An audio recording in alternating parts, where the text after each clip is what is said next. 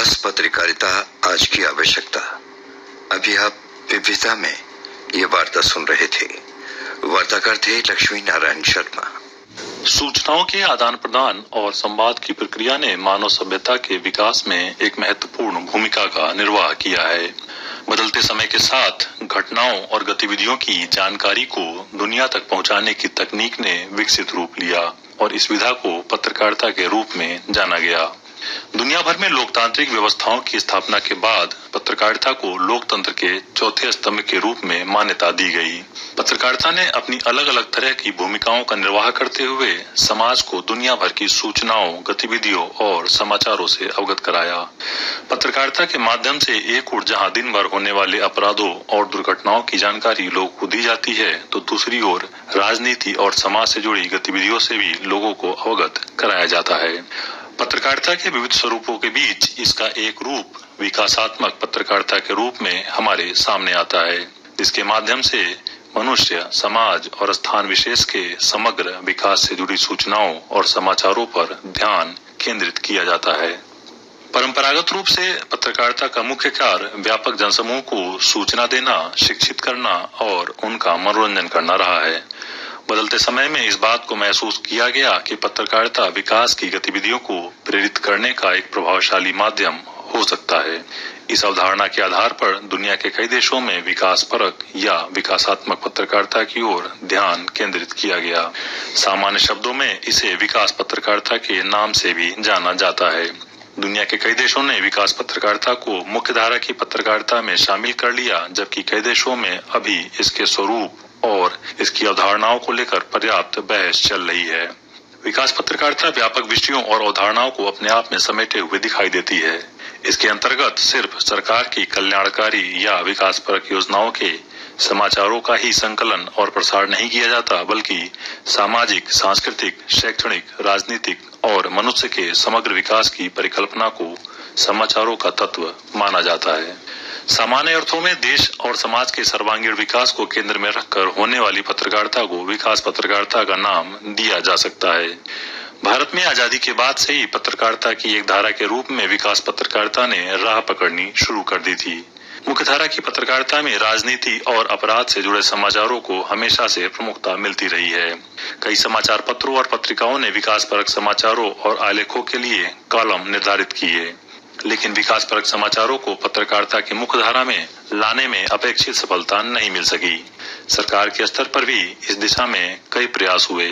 योजना और कुरुक्षेत्र जैसी पत्रिकाओं ने विकास योजनाओं को लेकर व्यापक जानकारी लोगों के सामने लाने की कोशिश की। सरकार के कई विभागों ने इस तरह के प्रयास किए और अपने स्तर पर पत्रिकाओं के प्रकाशन की ओर कदम बढ़ाया। दूरदर्शन और आकाशवाणी पर कई कार्यक्रम विकास योजनाओं को ध्यान में रखकर तैयार किए गए। इन सब प्रयासों के बाद भी हमेशा इस बात की आवश्यकता महसूस होती रही है कि विकासपरक खबरों को पत्रकारिता में प्रमुखता से स्थान मिले।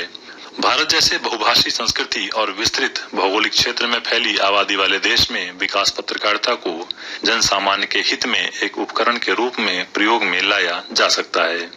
दूर दराज और सीमांत क्षेत्रों में निवास करने वाली आबादी को विकास कार्यक्रमों से जोड़ने में पत्रकारिता अपनी महत्वपूर्ण भूमिका निभा सकती है।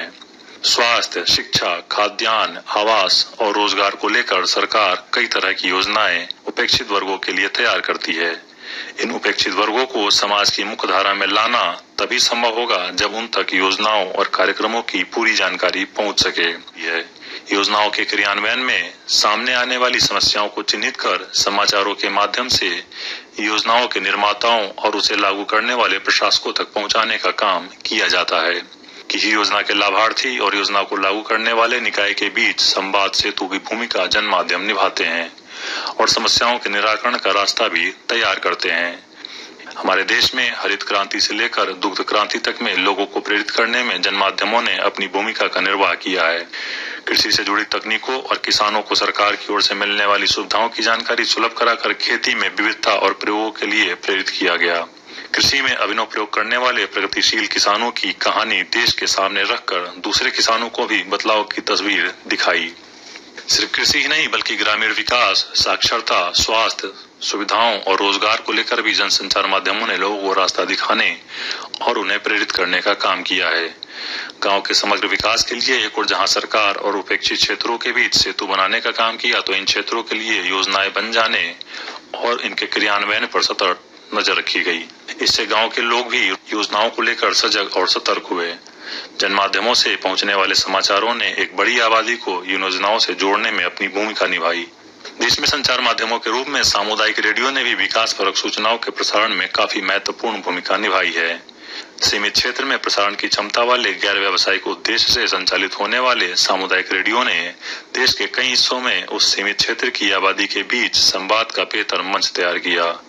उनकी जरूरतों के मुताबिक कार्यक्रमों को तैयार कर विभिन्न विषयों पर समुदाय को जागरूक और सजग करने में अपनी भूमिका निभाई।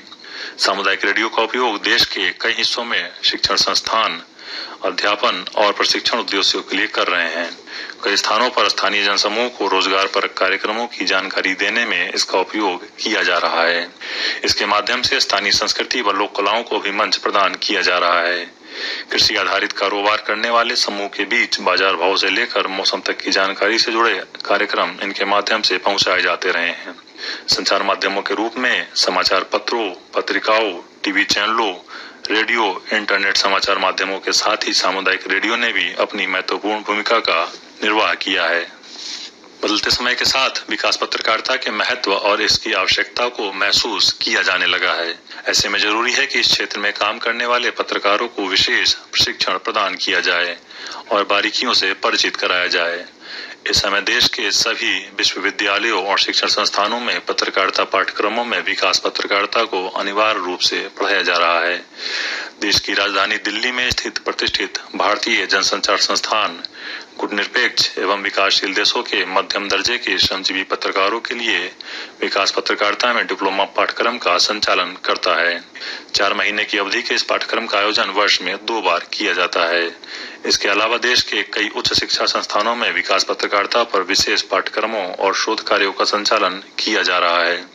देश के विकास में हर कदम पर जन माध्यमों ने अपनी भूमिका का निर्वाह किया है, लेकिन यह निरंतरता कभी भी नियमित रूप से जारी नहीं रही।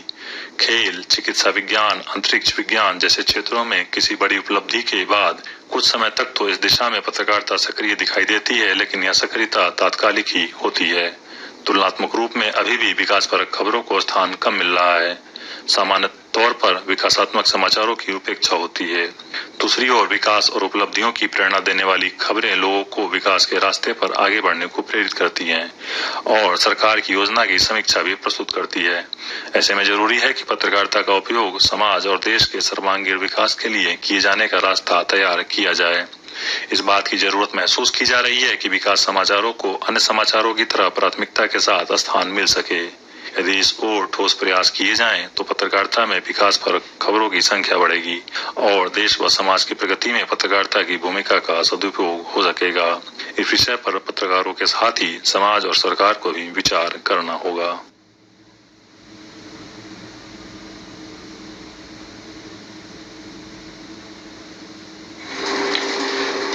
विकास पत्रकारिता आज की आवश्यकता। अभी आप विविधता में ये वार्ता सुन रहे थे। वार्ताकार थे लक्ष्मी नारायण शर्मा।